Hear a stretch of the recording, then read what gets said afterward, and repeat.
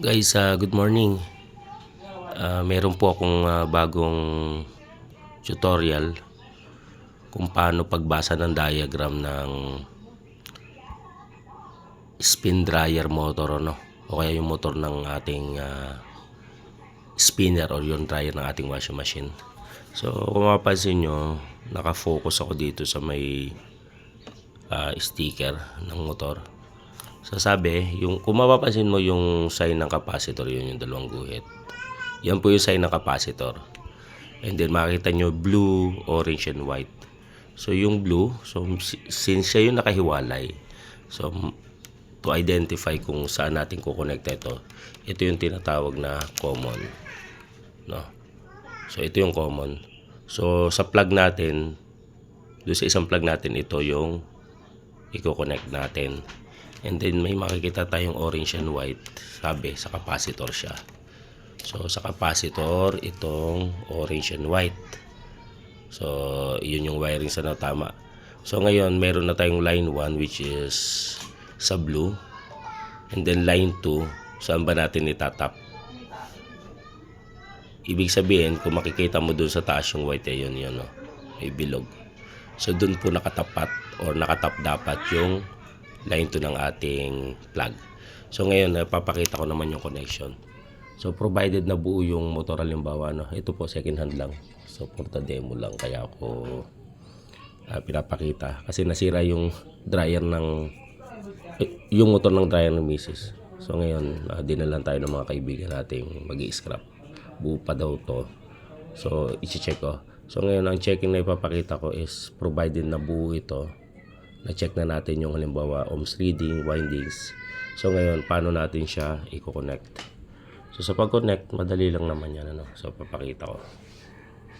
Yan, wait lang ng konti. Isa-set up ko lang. Mayroon na po akong capacitor. Sabi sa value ng capacitor is 4.5.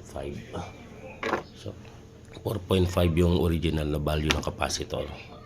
So ngayon, paano mag-wiring? So anong kailangan natin? Capacitor. Then, kailangan natin ng plug. So meron tayong lumang plug ng sa washing machine din yata to. So ngayon, buksan lang natin ng putulan natin ng konti, no? Para medyo mahaba, maiksi. So sabi kanina, yung blue daw, siya yung common. So ibig sabihin ng common, yung isang connection, yan, no? Ng plug. So sa common, yan. So titipan po natin yan pag tayo gagawa, no? So sa akin, hindi ko natitipan at ako na may electrical din. Sanay po ako sa kuryente. For the demo lang. Hindi siya safe pero hindi naman tayo magkakamali. So nakakabit na yung isang so nakakabit na, no, sa common, sa isang plug. So yung blue daw common sa plug. And then yung natitirang dalawa ng motor, sa natin ilalagay yan sa capacitor. So kahit magkabaliktad doon ang problema.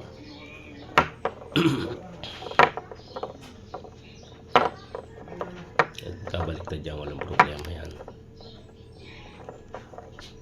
Ito ay para sa mga nagdi-DIY na, yung hindi technician. Kung technician ka at magaling ka na po sa mga larangan ng ganito, pass na po sa inyo to.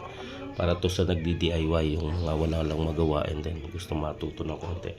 So ngayon, sabi, ito naman yung line 2 ng ating plug. No? So, yung line 2 ng ating plug, saan natin kukonekta? Sabi kanina, sa white. Sa white, yung pinakita ko may bilog kanina, diba? So sa white.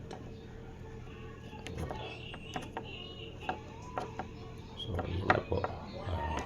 Kompleto na yung ating wiring. So mapansin nyo, no? So syempre, sabi ko nga, ingat. Kailangan tipan yan. Pero yun po talaga connection. So tayo nasaksakan, ano, para ma-test natin. So unsafe ito pag hindi mo tinipan, pero sabi ko nga, kabisado naman natin yung ginagawa natin. Hindi naman tayo basta-basta matataranta dyan, ano. So again, review.